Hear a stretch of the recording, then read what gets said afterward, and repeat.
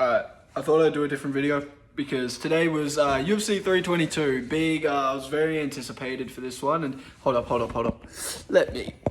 Yeah, that's better. We gotta get in the landscape. That's better. Yeah, so UFC 322. I was anticipating this one. I had a couple mates over, watched it on the couch. I actually paid for it. We went split in threes. So yeah, I don't pay for these shits. I won't say how I watch them, but I do say all the C's from time to time, as does everybody else nowadays, which is probably why they go on Paramount.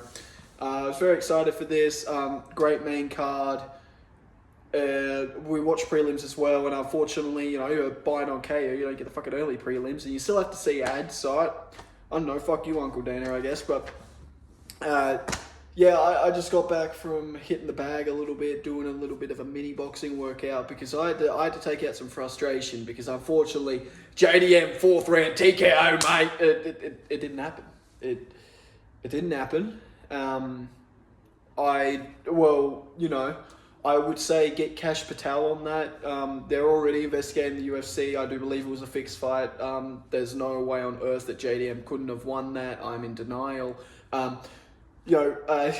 Silliness aside, I do think, because I like both guys, I didn't know who I wanted to win. I think my Australian bias was tipping over a bit more JDM, but I also wanted Islam to win because I do think it was better for the UFC, double champ. He's practically a simultaneous double champ if they didn't have the new vacate rule. Ties with Anderson Silva's win streak, so now he is tied for the longest win streak in UFC history at 16, and be even more if he didn't get knocked out by Pantoja back in the day.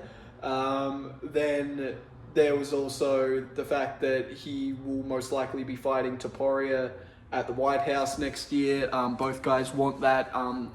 I think it was always silly that people were saying Islam was ducking. I can see why, but I think it was a bit silly, and yeah, so that fight's probably going to go ahead, and very excited. I think Islam says he wants many more defenses. He said this in the post-fight conference that he wants many more defenses at welterweight, so he's going to be staying at welterweight. He feels good at it, feels natural. He only has to cut, I think, 25 pounds. So he's a fucking big dude, man. Anyways, Ilya said he'll move up to 170. I'll be honest, bro. Look, I'm not an expert. I don't know shit about it, in fact. I don't know shit about fighting, mixed martial arts especially. I really don't think Ilya moving up to welterweight would go well. I think I would pretty heavily favor Islam winning that one. I think Islam would beat him. However, the power will probably still translate, I believe. I don't know, maybe the extra weight, he'll be too slow. I don't know, but if it was 155, that's lightweight, I think. I'm Australian, I don't use pounds. But yeah, 155 lightweight, I think it's more 50-50. I don't know who I'd favor there, it's pretty scary. But it's going to be pound for pound number 1 versus pound for pound number 2. I think Makhachev should get the pound for pound number 1 spot right now, because he only dropped down due to Topuria becoming double champ and knocking out Charles Oliveira. So he never lost a fight to lose that, and I hope he does get bumped up, and Dana seems to think he should. But we'll see what happens. But yeah, JDM 50-45 loss. JDM just. I think he may have gotten hit by every single leg kick that Islam threw. I don't think he checked a single one, or I could be smoking the crack pipe right now. I could be wrong, but he was getting chewed up in that leg a bit. It was hurting him. You could see it was bruised on that right leg. He was going southpaw on southpaw because Islam's a natural southpaw, and he was going southpaw, and every time he went southpaw, fucking bang, dead. Not dead, but we'll get the headshot dead in a minute. But the leg was getting hit. The sub attempts. I don't think was Islam even credited with a sub attempt. I don't think he was credited with any, but I knew he was setting up the Kimura a few times. But every time Islam tried to go for something like a Das or a Kimura, Jack was countering that. But Jack could only get to his feet seemingly at the end of the rounds, bar maybe 1 or 2 times. So he able to hold him down, sitting in that half guard a lot, and just dominated him, really. Like that is the proper way to say it. He dominated him, and on the feet, he was doing really good too. He said he saw everything Jack was throwing, and evidently so. Like, look at it, man. It's good win for him. JDM, go back to draw boy. He come out looking like a mean motherfucker, walking out to TNT, and then by the end of the 4th round, he looked like he just saw his fucking dog get shot in front of him. He looked distraught. He looked like he'd given up. That's just how he looked. I don't know, but yeah, he really didn't have much of an answer to the grappling. He was getting taken down very consistently as well. I'm trying to think, did JDM defend a single takedown? I think he might have defended one, but I'm not sure. I don't even remember. He went for his own takedown in round 2, I believe. Tried to get him with the toss, and yeah, I got his back taken, I'm pretty sure, from that, so it didn't go well. The Volk in the training camp, Craig Jones in the corner, it didn't work out. That's just how it goes sometimes. He'll be back. As long as Islam's up there, I don't know. Michael Morales, I think Islam beats him. The Usman fight would be really good to see. I want to see the Usman fight because of the wrestling. Obviously Topuria. I think at welterweight I'm going to favour Islam, but Topuria is Topuria. You can't doubt him, and if he wins, you can't be surprised. And him winning is also, like, either of those guys winning is going to be really good to see. I think I want Islam to win, because I think if Islam wins, you kind of have to objectively call him the GOAT. Like, I know there'll still be those Jones Glazers. Some people still hold GSP up there, but I do, like, in my uneducated opinion, in my casual take, Islam would probably be the best. Yeah, it was good on him. Good on him. Double champ. He kind of reigns over for as long as he wants. Who else is Prates? I think he beats Prates. Ian Gary, Shavkat, I think he beats both of them as well, man. Like, I don't see anyone really beating him in that division except Topuria, bro. Honestly, like, has anyone even given this guy a hard fight in the last few years except for Volk? I don't know. Like, I think Topuria is the only one who could do it outside of a puncher's chance or a fluke. Like, cool to see. Great big things. And if he beats Topuria, he's beating possibly pound for pound number 1, if not pound for pound number 2. So it'll be the second time he does it. If Topuria is pound for pound number 1, which he may be, because Topuria will probably defend against Gaethje in January for the Paramount card, or the first Paramount card. So what? He beats pound for pound number 1, his first defense in his second with his second belt up a weight class, and I know everyone's going to give him shit for being beating another a featherweight, but I think that's dumb. Oh, I think that definitely holds more credit with Ilias going up to welterweight than it does for, say, like him beating Volk or Charles or Dustin, saying they're all featherweights. Like, I think that's silly, but I think that holds more credit up there. What was I going to say? Yeah, that's it. He beats Topuria, number 1, pound for pound number 1 at the time, possibly. You know, his streak and shit and his accolades. And then he would also break the longest win streak in the UFC. He'll be 17, and then what? Like who gives him a hard time? I think Usman is probably maybe the hardest just because of the wrestling, but I think he wins that. I think he would, especially on the feet too. I think he would. It wouldn't be nowhere near as close as the Topuria fight in chances, probably. And he beats Usman, who, like, what, he could do whatever he wants. What is he, 33, 34, I forget.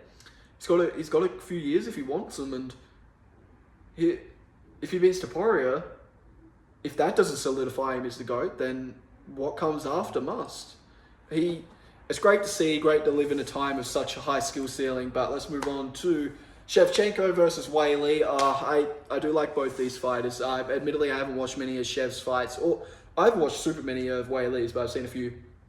I haven't watched too many of Shev's, but she was the first women's fighter that I really took note of because of her last name. I think her last name's really cool. She does the dance at the end. I really like Ukrainian folk dancing. And also like Georgian, Russian, and just the whole Slavic sphere really, but Ukrainian folk dancing is my favorite. So I like her little dance she did at the end that she does at her fights. Those kicks, man, she'd just sit there and just fucking bang, and those liver shots, bro. Landon, Weili would come in, and even if Weili did clock her a little, like I wouldn't say clock, she landed that fast ass counter from Shev, bro. It was fast, and it would land harder. You saw the ground. I literally said to my boys, like, I want to see more shoulder striking in MMA, because I think it's a really cool, unique strike.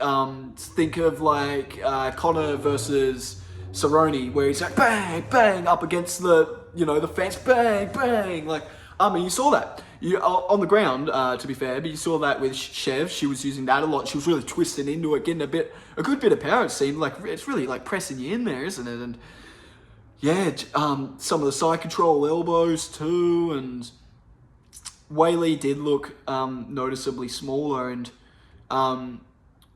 it did seem to be a power difference. She did get woman handled by Shev, and another champion moving up, but this time the champion moving up, they faltered, and that's what happens sometimes. She couldn't get it done. No, 50-45 domination, like 2 dominations back to back, got 2 champs. It's a really good card, really stacked, and well, I don't remember if is Weili staying at that is she staying at that division, or is she moving back down? Because she moving back down, she just becomes champ again. Probably good for the money, but maybe she'll get a Shev rematch one day, but definitely not straight away, because that wasn't even close really, and it was pretty clear. All the rounds were Shev's, just as all the rounds were Islam's in the JDM fight. Fucking 4th round TKO, mate. I tried to manifest it like a fucking Tolba effect, if you believe it, it becomes true, but we're living in an altered reality, and it's a pretty shit one, and I think I might unsubscribe to it after seeing that. If Volk gets knocked out in his next fight, then I'm definitely unsubscribing from it.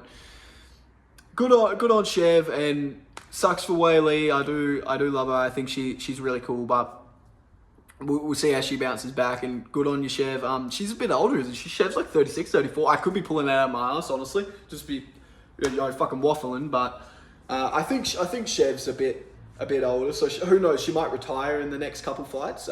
See that, and she'll go down as like one of the best women's fighters. She already has. Maybe she'll be the GOAT. Who knows?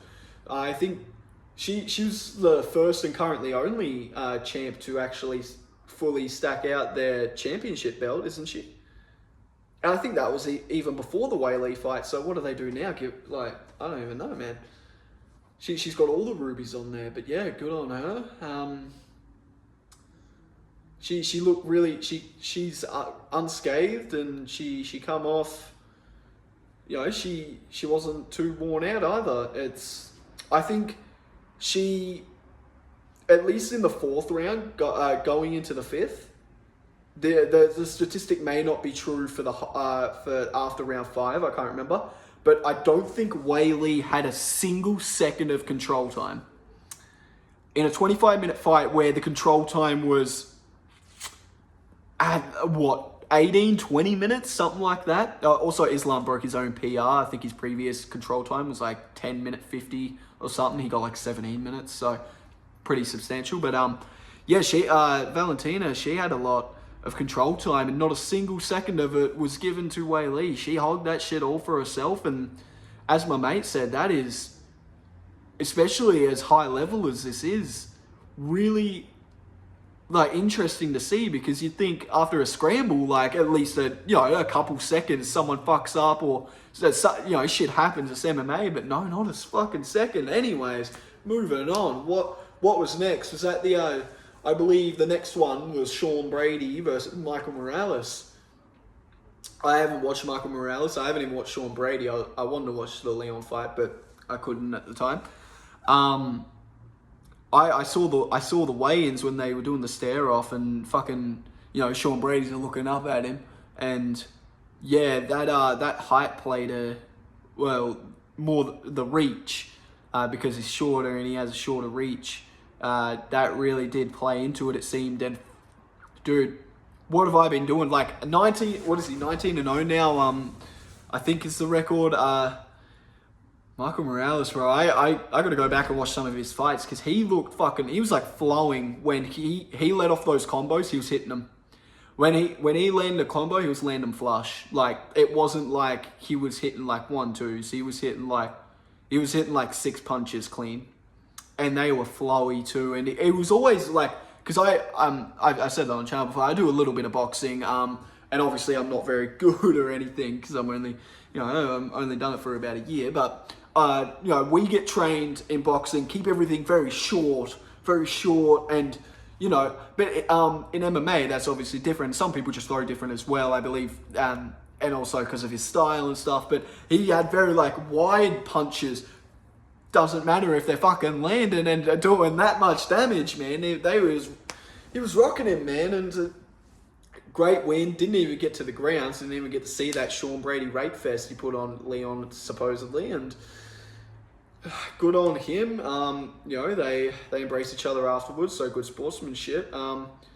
Michael Morales, I'm gonna have to go back and watch this guy's fights, because now he's like one of fucking 3, 4 number one contenders in the welterweight division, and really cool to see. Good on him. And he's got I like how he's rocking the purple shorts that Ian Gary was rocking. They looked a lot more purple too. I remember the Ian Gary ones looking more blue. But yeah, good on him. Or maybe the Ian Gary shorts look blue in the UFC game, I forget. But anyways, I digress. Good on him. Great win. Fucking awesome to see. And that was a round one. Yeah, that was a round one. Because there was, out of 5 fights on the main card, the first 3 were all KOs. And then we had 2 dominations that were, some people could say boring. I wouldn't say boring. Definitely very impressive either way. I was entertained by them, but I could see why some people were less so. Mainly that I think the Islam fight was more entertaining, the grappling, and because I had more. Did I have more stand up? It was around the same amount of grappling and stand up, I believe. But yeah, good on Michael Morales. We'll see who Sean Brady gets. Probably get like a Ian Gary or something. Who the fuck did Ian Gary just beat? Was it Prates? I think it was Prates. I didn't watch that one either. That's a good win. That's a good win. I'm trying to remember. I think it was Prates. Anyways, moving on. Speaking of Prates, my boy CP, loves CP, big fan of CP, and my prediction, round 2 KO. Round 2 KO on Leon Edwards. Headshot there, bro. Can't do anything to me, bro. Headshot there, bro.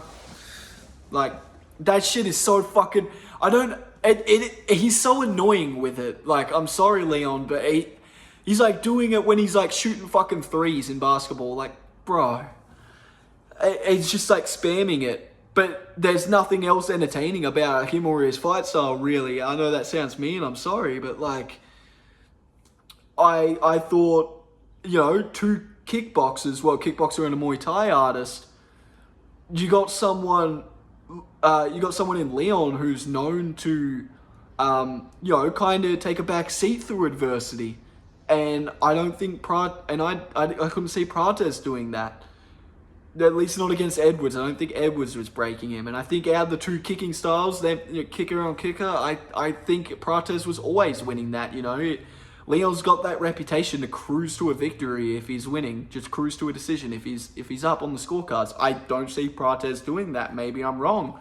In the future, we'll see. But yeah, it went exactly how I expected, and that punch had him looking up at the canvas, and then the follow up, and he didn't need that follow up. He was out then. It did look like he lifted his legs to defend, but so I don't really blame the referee. It was only one follow up shot, fortunately. But yeah, he didn't need it. He did not need to. Oh, sorry, pardon me, stutter. He did not need to take that follow up shot. He was already out. Courtesy of the power hand from Big CP. Thought he'd get it done with a kick, but either way, he got it fucking done, and it's really.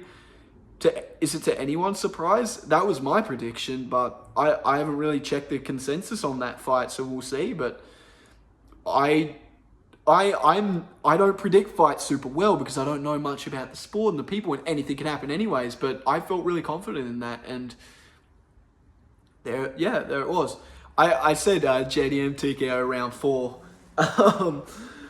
As a joke, I thought Islam would win a decision, not that dominantly. Like, I'm not Mystic Mac over here. I'm not a fucking seer. Yeah, I don't have a fucking ball.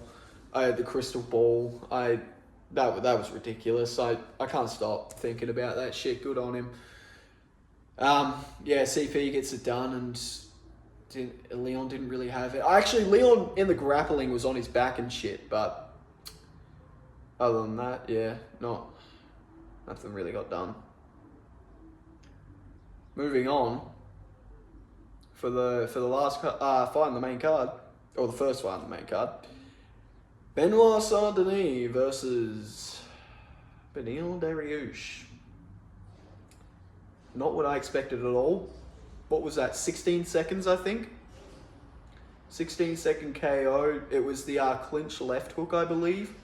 Hit him clean, but fucking hell, he just slumped. He slumped like a fucking Fallout 4 ragdoll, man. He actually just... That was... Yeah. And... Did BSD even get the follow-up? I don't think he even did. I'm trying to... No, he might have. If he did, he didn't fucking need it. He just, like, caved in, his legs gave out, and... So I do you think it was a little fluky? I'm not saying he would have lost or won or anything, but I'm saying, like, if he hit that in another point in the fight, do you reckon it's doing that same thing? I don't know. Do you reckon it's a chance? I don't know what I'm saying, man. I'm not sure if I'd say it's fluky, but it seemed like a very perfect thing to happen. Anyway, I mean, really well placed. It hit him fucking... To be fair, yeah, it hit him fucking perfectly clean, so... maybe just clobbered him. Maybe Beneil's got a shitty chin. I don't know. But good on BSD. Didn't expect that. I had Beneil by decision, I believe. That was a very uneducated opinion, and I'm not sure if anyone predicted that. But good win for BSD. He first popped on my radar. I heard him coming up. And then when he got the Poirier fight, I watched that, and I think he was rushed a little too quickly. But he defended the gillies though. Don't be silly, jump the gilly. He did defend them. But good on him for winning. That was a good win for him after losing to Moicano, and then he won against Mauricio Huffy. Is that how you say it? Ruffy, Huffy? I don't know, man. Beat him, fighting nerd, but like,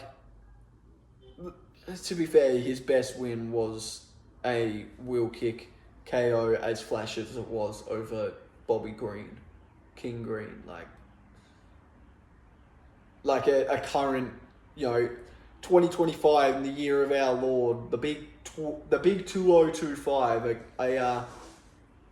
I feel like I could knock out Bobby Green if I hit him clean. I'm joking, that's delusion, but his chin has withered a bit. It's a fucking wheel kick. Anyone's going out to that, but still, like, he was going to win that in, like, regardless. He probably fucking jabbed him to death. Like, I feel like there was a lot of hype just because of the fighting nerds, and that has, like, significantly died down since they've all taken a loss now. Big CP, bro. CP is awesome to watch. But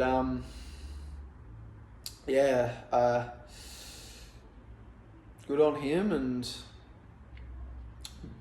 poor Benil. I don't know, does Benil retire after that? You keep going? I assume he keeps going, but yeah, good on him. And I don't have much to say on the prelims, but I will talk about, as the last fight, the final fight on the prelims, the Bo Nickel fight versus, I forget his name. Hodolfo. It's fucking, I don't know. I'm sorry, I don't pay attention. I'm not a hardcore. I'm not going to pretend. He needed that win. Bo Nickel, that was a good win for him. He needed that. That was good for him. He looked good in the stand-up, in my opinion. Or, you know, not fucking 5-star, not Pereira or anything. You know, he's not... But he looked good.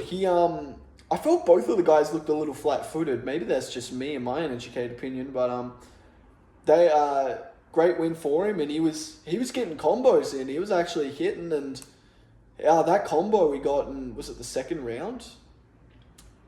You know, that wobbled his opponent. Great on him, and yeah, he threw him in the first, and yeah, good shit, Bo Nickel. He needed that. I don't hate Bo Nickel like some people do. I think some of the hate is unjust. Like, I don't think it was his fault he got put on the fucking, you know, main card for UFC 300, which was really silly. And then you had fucking Rakic and Yuri Prohaska on the prelims, even though Prohaska only just lost a belt. No, don't even get me started, cunt. But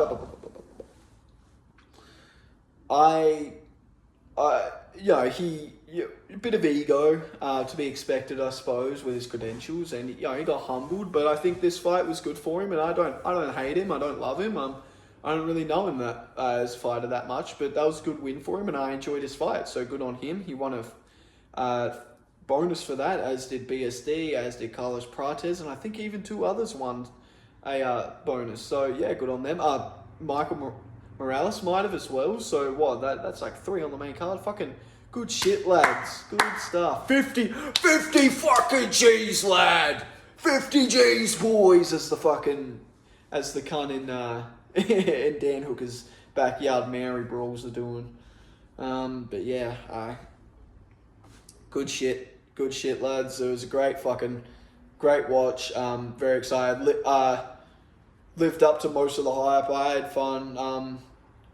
Yeah, I'll be in Melbourne for the Marab and the Pantoja card next month, and that'll be after my Tool concert, and that'll be a great treat to watch as well if I am ever so lucky to watch it. That would be awesome. But yeah, and then we probably got Topuria and Gaethje, and she took the kids, bro. John Anik's gonna be on there like. Topuria is currently ongoing with a custody battle with his children, and Gaethje is going to probably forfeit any brain cells left in his cranium. Sorry, Gaethje, you have a puncher's chance, but I wouldn't put too much stock in a puncher's chance. But hey, Pantoja got Islam, so you know anything can happen.